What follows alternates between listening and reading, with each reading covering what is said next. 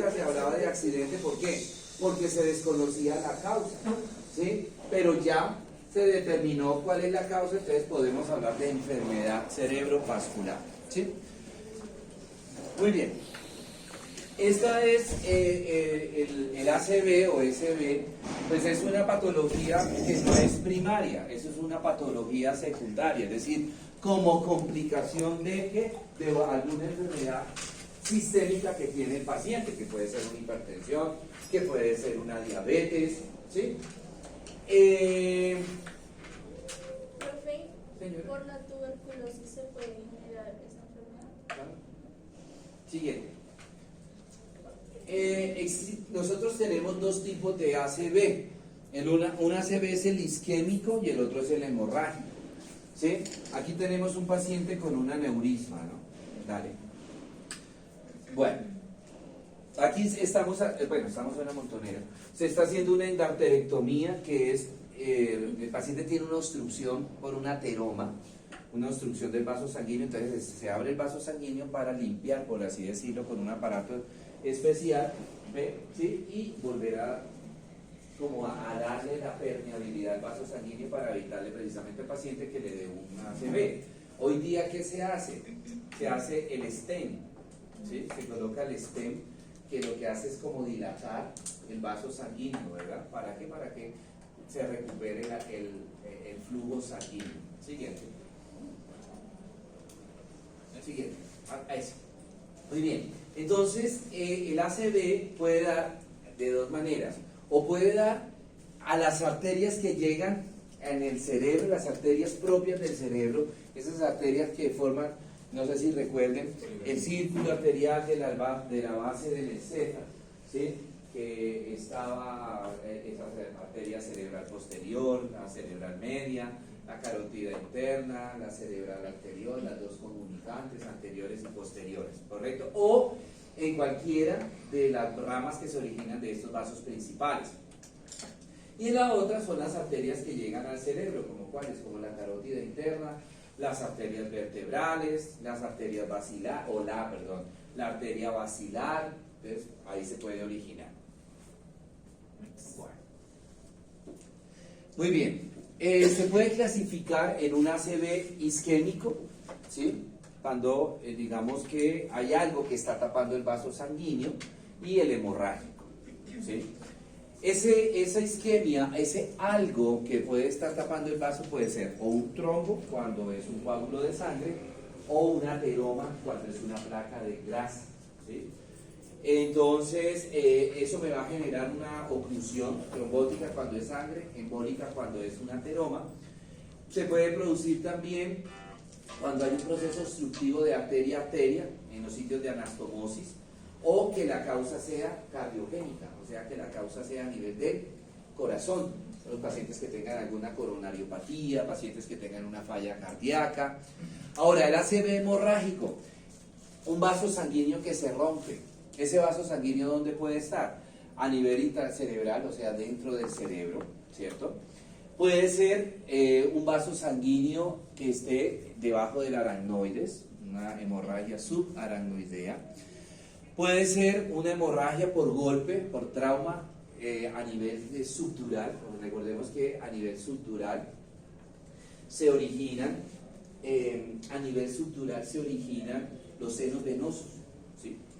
Que son donde se origina el drenaje venoso del cerebro. Y finalmente tenemos el epidural, que es encima de la dura madre.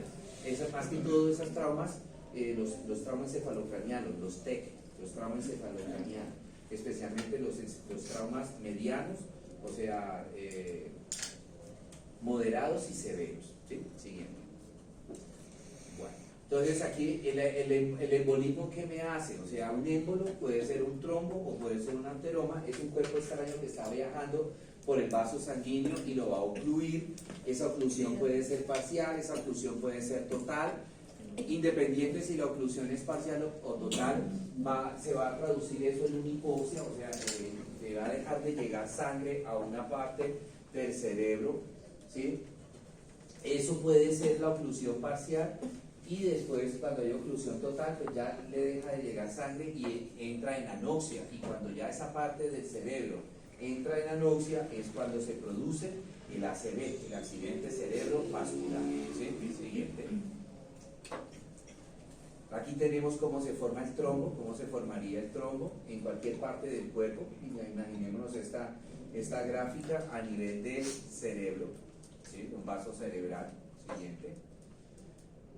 Bueno, las hemorragias intracraneales, entonces esas hemorragias intracraneales quizás son, digamos, como factores frecuentes de ACV, ¿verdad?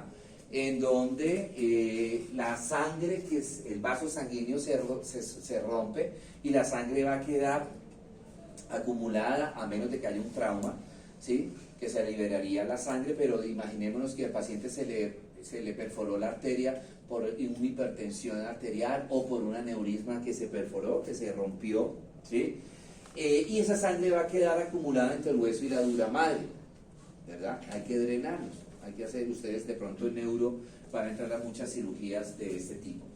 Tenemos el hematoma subdural que se hace por debajo de la dura madre, ¿cierto? En este caso la sangre va a quedar represada entre la dura madre y la aracnoides. Cualquiera de los dos casos es peligroso. ¿Por qué? Porque ese acúmulo de sangre igual va a hacer presión sobre el tejido cerebral, sobre el cerebro. Va a ser compresión, va a ser una compresión hacia adentro, hacia abajo, y ahí cuando hace la compresión es cuando el paciente empieza a tener toda la sintomatología que más adelante vamos a ver. Siguiente. ¿Cuáles son los factores de riesgo?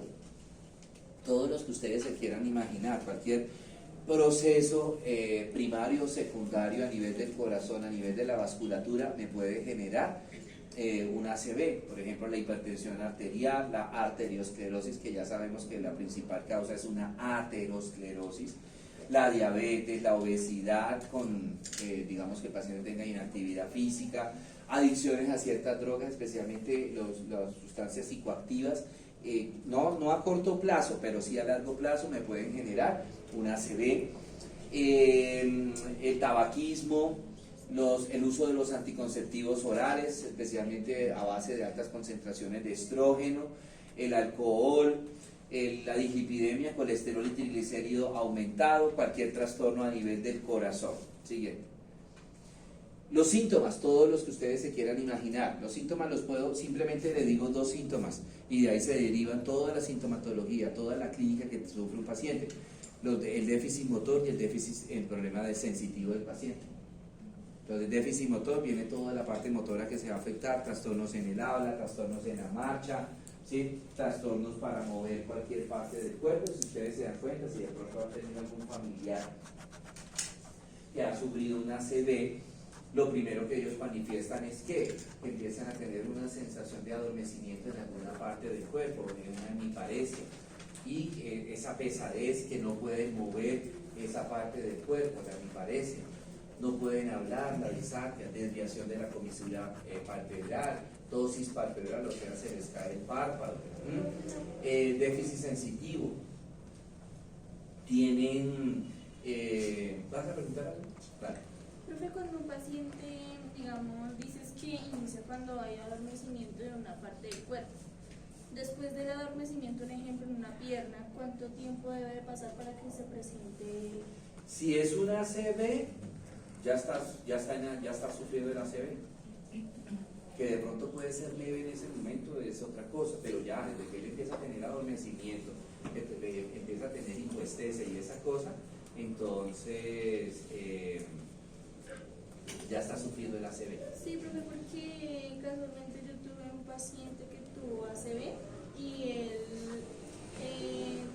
estaba caminando por la casa y de la nada se cayó porque la pierna izquierda le dejó de funcionar, o sea, se le durmió.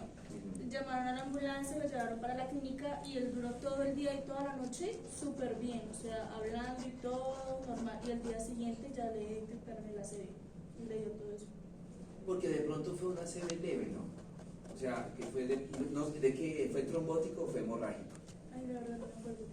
Bueno, cualquiera que sea la causa, si fue trombótico, la oclusión no fue total, sino la oclusión fue parcial, ¿sí? Y si fue hemorrágico, se rompió primero un poquitico la arteria y empezó a salir levemente la sangre, ¿sí? Y por eso fue como el progreso, el curso de la enfermedad fue lento, ¿no?